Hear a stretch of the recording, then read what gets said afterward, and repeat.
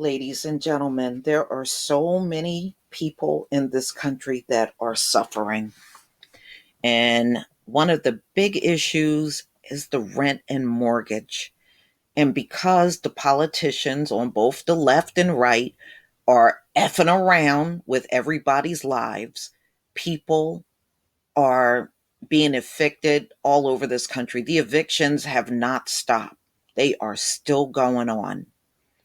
And it's impacting so many people. And that reason is coronavirus. That's why they lost their job and have zero chance of getting back in their positions again.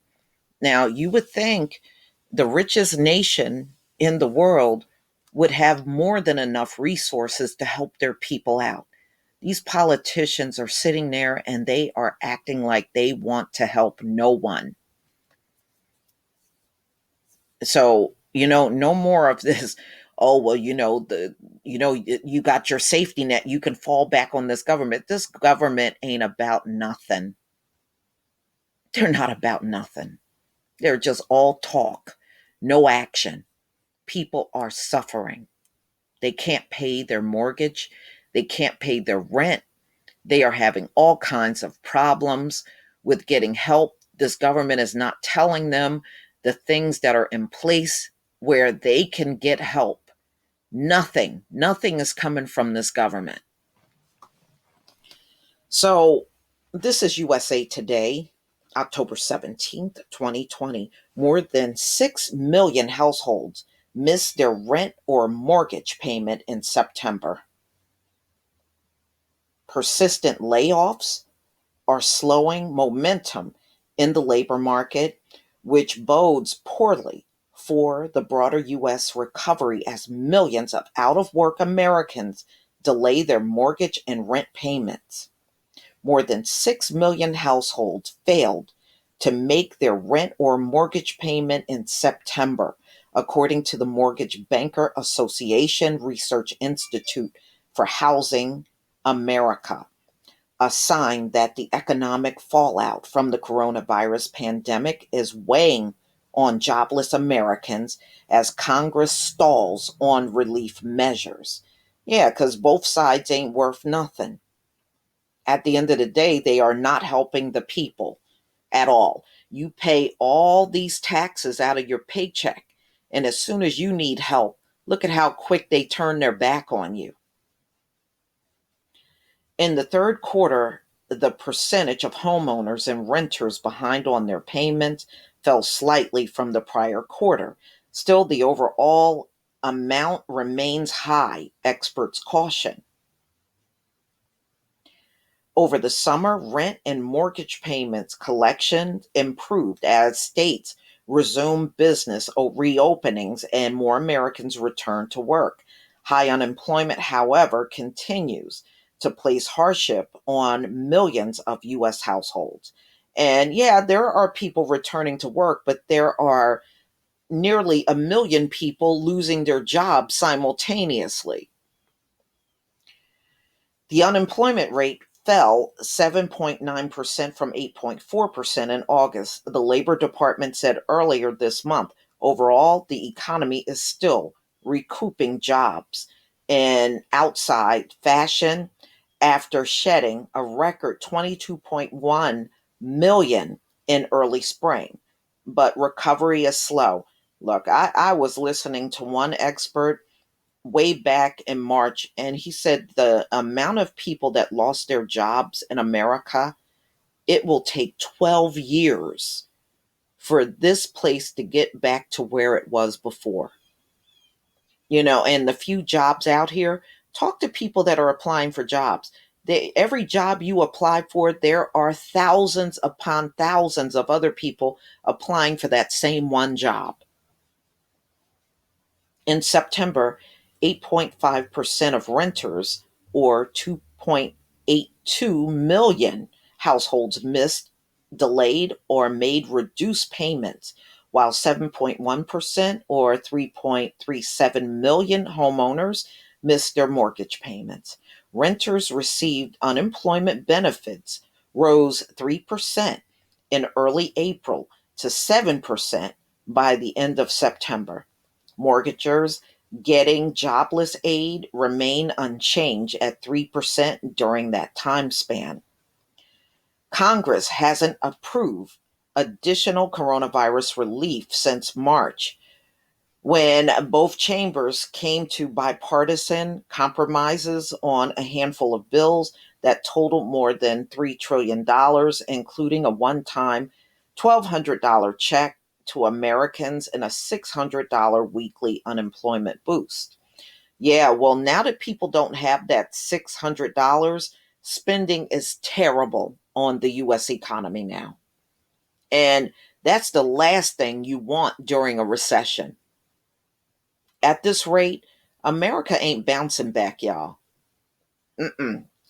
If somebody don't start using their brains among these politicians, America ain't coming back. We already know it's not. I'm telling you, it ain't coming back because they don't want to do what it takes to make this place come back. They just want to wake up one day and magically everything is back to what they call normal. It was never normal, but what they consider normal. Economists worry that millions of US households face the prospect of falling further behind in the coming months without another round of much needed federal aid. And you heard Mitch McConnell, shit, he wanted to give everybody 200 a week like we live in 1924 and that's going to be enough money. With the current eviction moratorium expiring in January, the situation could be even more challenging for renters.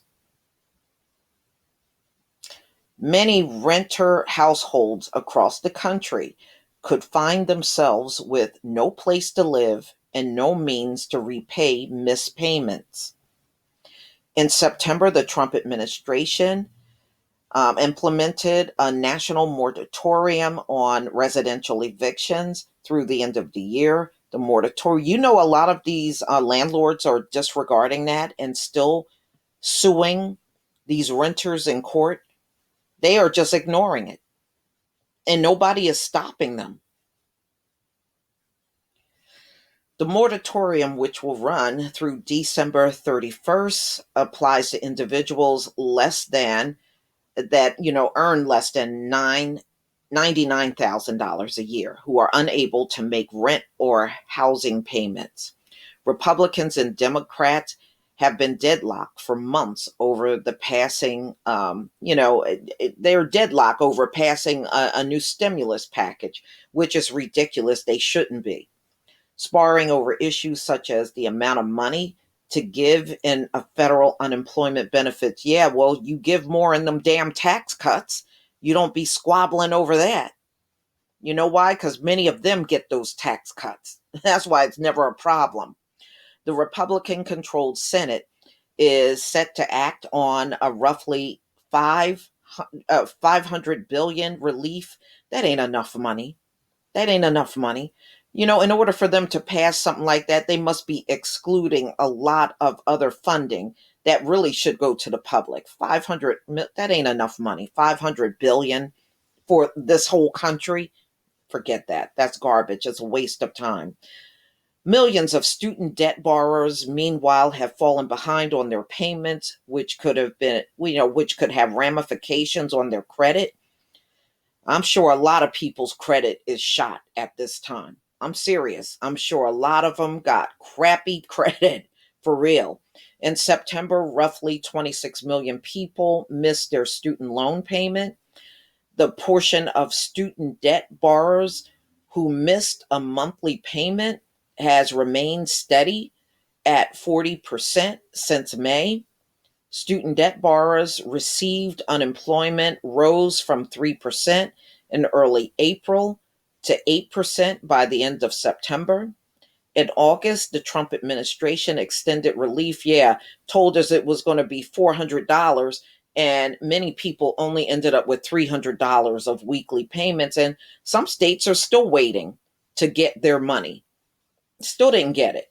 And remember, they got it from FEMA, and FEMA already said they ran out. People can only get that for 6 weeks. So even that's a flop.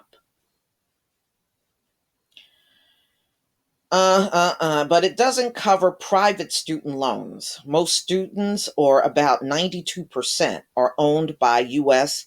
Department of Education, according to Measure One, an academic data firm.